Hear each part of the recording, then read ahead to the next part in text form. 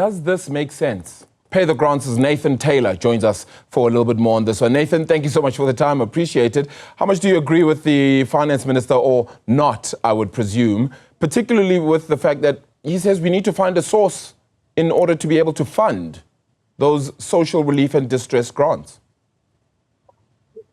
Sure, thank you really for having me. And I think from Pay the Grants, it's very simple. We reject this idea because it's completely dishonest and it's utterly opportunistic manipulation. It's very simple. Why do you say that? I mean, he's ultimately saying we want to give the grants. It's not that we don't, but we need to find a source of funding for it, is what he's saying.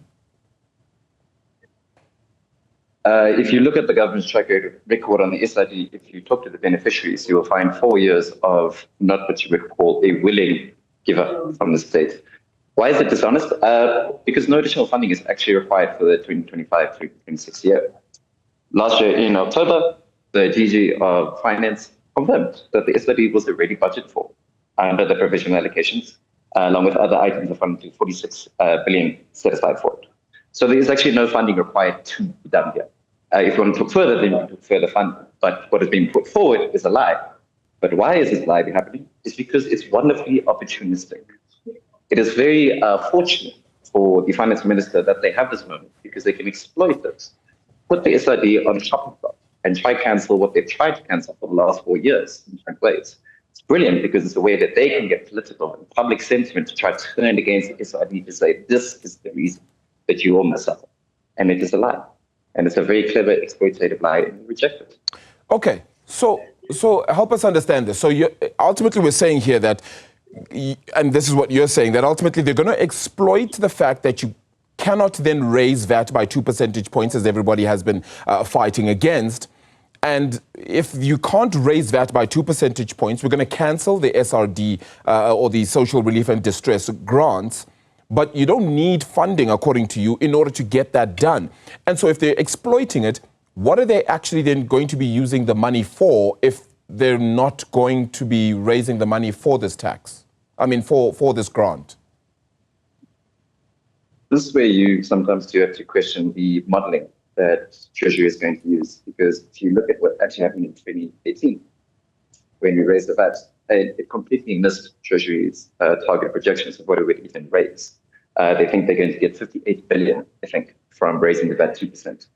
From experience, from our research in this country, let alone others, we know that does not work. But against that, we have many other sources of funding that are readily available that we can look at. So where does the reality of the modeling and how policies actually work, whether we're talking social protection or taxation, how does this work in Treasury when they can just simply deny research that is clearly put forward and push things that do not make sense on paper? And the fact is, this just seems a very opportunistic time, because since we've just had the recent court ruling where it's confirmed through a constitutional justice lens the value of something like the SRD grant and the need to actually provide an effective, impactful grant that invests in the forests of our people. To put that on the chopping block to try sway sentiment around it is incredibly irresponsible, let alone anti-equal. And the fact that we allow this discussion is terrible, and it does deserve condemnation. There are different ways to look at this, different ways to understand how we structure our budget as a country and what we're actually trying to do with our spending. Allow me to be the devil's advocate then, Nathan. Is the point here not to try and actually do something with the money that would create a bigger tax base, meaning more people who are working and are able to add to South Africa's economy? Therefore, you don't have to keep paying out grants like this one, particularly the SRD, the social relief for distress, because that came about primarily under COVID-19, and yet we're still paying it. So the reason it came about in 2020 with COVID-19 is it was not only recognition of the crisis we faced in the year, but the structure that is developed for decades. Basic income is not even a new debate. The idea of what SRD was doing was finally recognizing, for the first time in this country, that simply because you are an able-bodied act of working age does not necessarily mean you do not need it. It was an admission that actually, if you look at our country, social protection has to go beyond. And when you look at, if we want to create a a state, a society, an economy that is growing and creating jobs, there are many ways to do that than a VAT increase. I think you could also invite lovely small business owners that can sit in the seat instead of myself and explain exactly how the VAT increase is going to decimate their jobs, not grow them. There are different ways to look at how to grow our fiscus, let alone the fact that it is actually providable. If we have to expand it, you do have the simple idea of SARS, simply saying, if you capacitate us, we can raise you 370 billion. The 58 you're looking for, it's not necessary. There's an extra 400 billion waiting in unpaid taxes. That is simply right there. You can look at corporate tax. You can look at the massive illicit financial flows that happen in this country that Godongwana that you were just playing seems to be very concerned with mining companies that are part and parcel of the problem that send massive profits just overseas completely untaxed. When you look at the lax regulation controls and the ways that that works, there's so many different ways to look at how do you expand an economy and actually put money into public services, put money into infrastructure. And the fact is we do have a very large expenditure and we're not seeing what we should. The idea of EPWP, expanded works programs, they're not delivering what is on paper because we're married to this idea that if Arabile, you cannot support yourself, you need to work to prove that you are deserving of having bread on your table. But we are not providing a society which that can actually happen. We implement contradictory policies. Okay. So then, Nathan, how long do we continue to serve out this SRD grant out for? Until it becomes a basic income. This is the stated idea from the beginning. We are very direct about where we believe the SRD to go.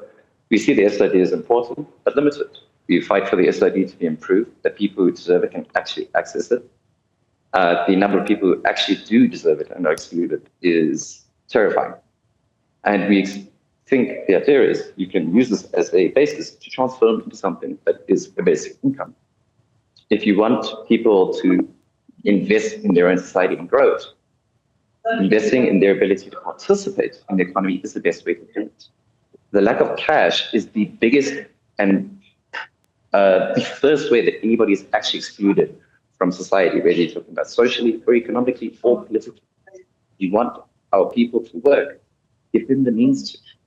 As long as we push grants that we say you can have a little bit of money, that you will obviously try to struggle for because you have nothing, but you can't work at the same time. Or you must take an EPWP job that lasts for 6 months. Does not lead to anything further in your career and damages your ability to even claim UIF or SRD once it's closed. Yep. You must choose. How do you remain poor? Those are the choices we're offering. We need to move beyond that. Okay. So what do you think? What happens on Wednesday then? One, does the finance minister actually get to deliver that budget speech, that proposal? And two, do you think he actually does away with that SRD grant? To be fair, I'm not such a citizen to say, but I can tell you what is going to happen. What is going to actually happen on Wednesday? This is new political contestation.